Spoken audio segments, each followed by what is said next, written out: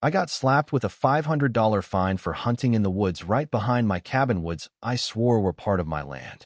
Turns out, the folks in charge had been pulling the wool over everyone's eyes about ownership for more than 2 decades.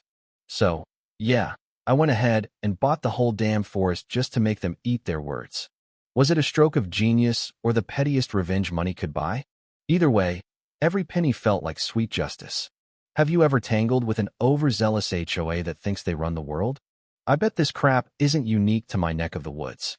Let me take you back to how it all unfolded. I'm Alex Thompson, 42 years old, a landscape architect who'd spent 3 decades grinding away in Portland, Oregon. I'd squirreled away enough cash to snag this stunning log cabin nestled against 43 acres of untouched wilderness in Clackamas County. Those nights in the city, I'd drift off to videos of rustling leaves and whispering winds, pure escapism for most. But for me, it was a blueprint for freedom.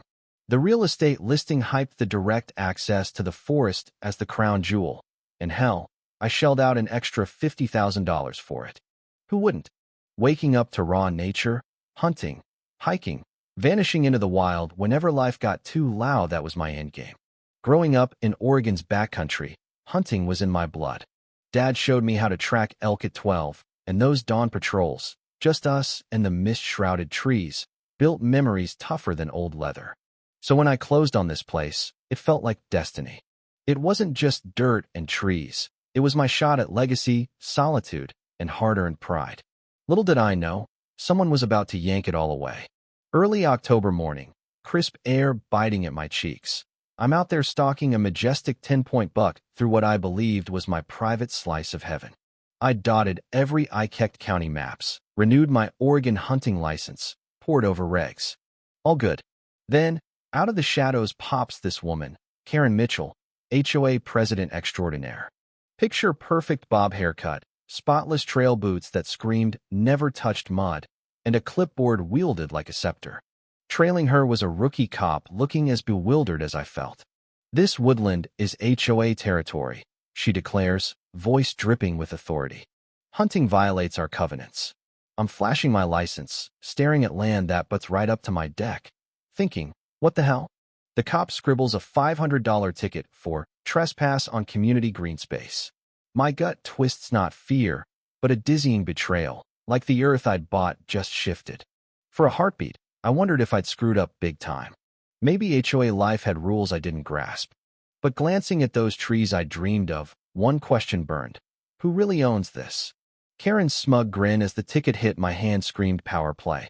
This wasn't about rules. It was control, the kind bullies crave. That night, I dumped every closing doc on my table deeds, surveys, HOA charters. As a pro in land docs, red flags leaped out. My deed promised perpetual forest rights, but HOA bylaws claimed total oversight. Digging deeper, whispers of Green Ridge Developments Incorporated, an 80s outfit, kept surfacing, absent from current records. Sleep evaded me. Pay up and play nice, or fight. Stubbornness won. Next week, I hit the HOA meeting in Karen's pristine living room. AC cranked like an interrogation chamber. I ask about boundaries. Robert Ellis, a retired prof, starts spilling. Back when the subdivision launched, those woods were tied to individual lots. Karen shuts him down like a vault door. Robert's fuzzy on dates. We've always managed it. His eyes screamed unspoken truths.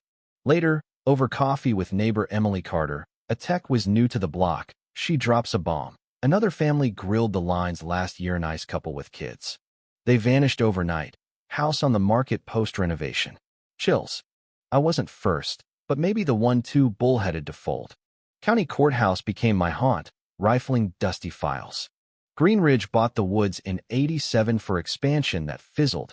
Bankruptcy in '95 left it in limbo, no sale, no transfer. Boundaries didn't match HOA claims. Then the emails started. Disruptive inquiries could mean more fines. Harassment ramped up, sites for overgrown lawn, mowed yesterday, misaligned mailbox, surveillance drives by bored goons. Robert snapped pics of my yard once, bolted when I waved. Isolation hit hard. Emily ghosted, citing work stress and Karen's prying. Doubt crept in. Am I the paranoid fool turning molehills into mountains? Desperate, I ring David Lawson, a real estate lawyer from past gigs. For $500, he dissects my pile. His call: "Sit down, Alex. This ain't error, it's fraud. Greenridge still owns it. HOA's bluffing. Heart racing, options unfold, sue for fines or buy the shell company outright. $350,000 appraisal, 6 to 8 weeks. Audacious? Hell yes. I give Karen one olive branch call. Let's clarify ownership. She bites. No loopholes, pay up. Game on. I greenlight the buy. Process hums. I corner Robert, who confesses old docs questioning authority got archived by Karen. He unearths a '98 memo urging legal fixes ignored. Rumors swirl. Fines get absurd. Hose not coiled right. But neighbors whisper support. Mike Rodriguez fined for unapproved tulips. Lisa Kim threatened over backyard drying lines. She's a tyrant, they say. Easier to submit. High noon. HOA meet. Karen blasts my defiance. I rise, docs in hand. Ever hear of Greenridge? Her facade cracks. I lay out bankruptcy proof, my fresh deed. I own it now. Your fines? Baseless. Room erupts. Karen shrieks fraud. Robert confesses suppressed truths. I ban her and cronies from my woods. Chaos. Aftermath. Karen sues adverse possession claim flops. Her rally backfires. Grievances pour out. Fines refunded, $1,247 to me. Insurance forces settlement. Karen quits, sells, flees. New board rises, transparent.